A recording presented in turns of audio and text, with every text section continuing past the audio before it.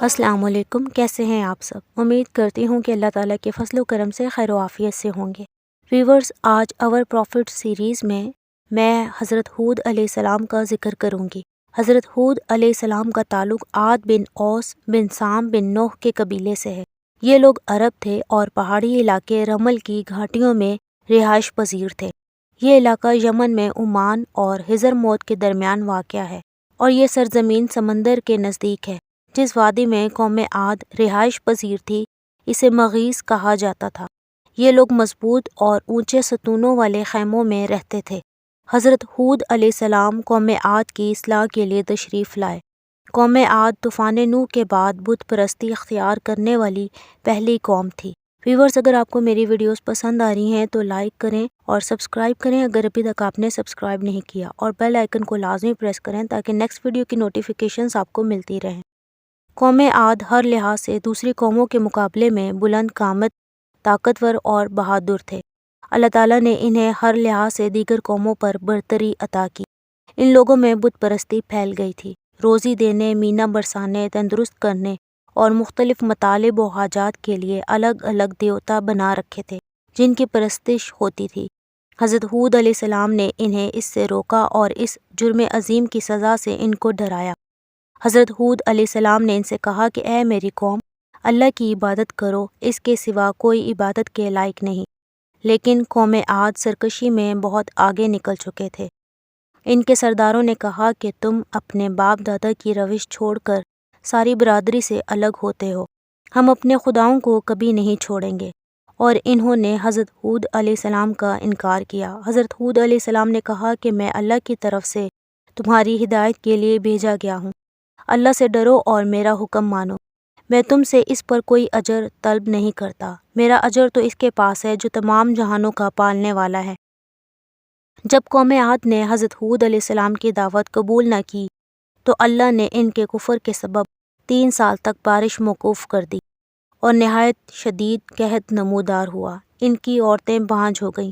یہ لوگ بہت پریشان ہوئے تو حضرت ہود علیہ السلام نے ان سے وعدہ فرمایا کہ اگر وہ اللہ پر ایمان لائیں اور اس کے رسول کی تصدیق کریں اور توبہ و استغفار کریں تو اللہ تعالیٰ بارش بھیجے گا اور ان کی زمینوں کو سرسبز و شاداب کر کے تازہ زندگی عطا فرمائے گا اور قوت و اولاد بھی عطا فرمائے گا۔ لیکن قوم عاد نے شدید تکبر کیا اور حضرت ہود علیہ السلام سے کہا کہ تم جو ہمارے بتوں کو برا کہتے ہو اس لیے انہوں نے تمہیں نعوذ باللہ دیوانہ کر دیا ہے، مطلب کہ تم جو کہتے ہو یہ سب دیوانگی کی باتیں ہیں، معاذ اللہ۔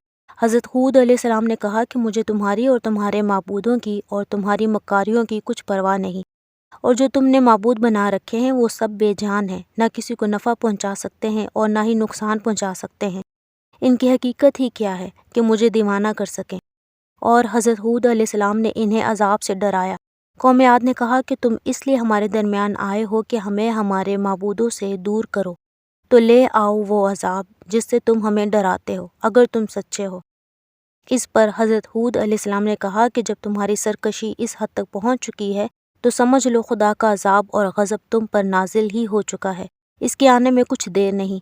اللہ تعالیٰ نے حضرت ہود علیہ السلام اور جو ان پر ایمان لائے تھے جن کی تعداد تقریباً 4000 تھی اپنی رحمت سے بچا لیا۔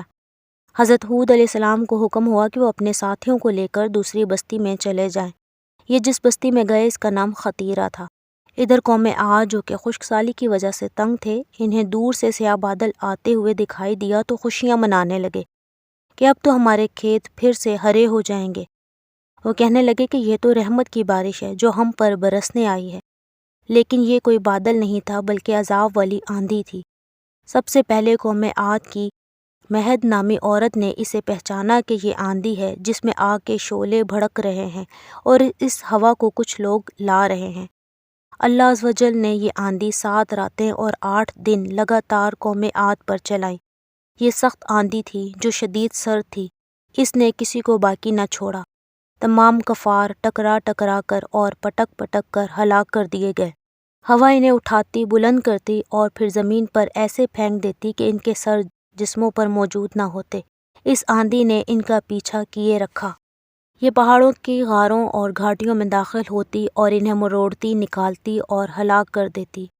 قوم عاد کو اپنی طاقت اور مضبوطی پر ناز تھا۔ وہ کہتے تھے ہم سے زیادہ طاقتور کون ہے؟ تو اللہ عز و جل نے ان پر ان سے بھی زیادہ طاقتور عذاب بھیجا۔ یہ ہوا ان کے گھروں میں بھی داخل ہوتی اور ان کے خزانوں کو بھی باہر نکال دیا۔ اس آندھی نے انہیں ایک دوسرے پر پٹک پٹک کر ہلاک کر دیا۔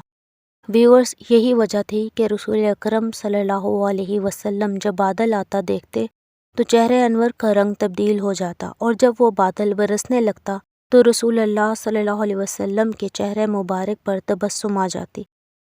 امیر المومنین حضرت سیدنا علی مرتضیٰ رضی اللہ عنہ سے مروی ہے کہ حضرت ہود علیہ السلام کی قبر مبارک یمن میں ہے۔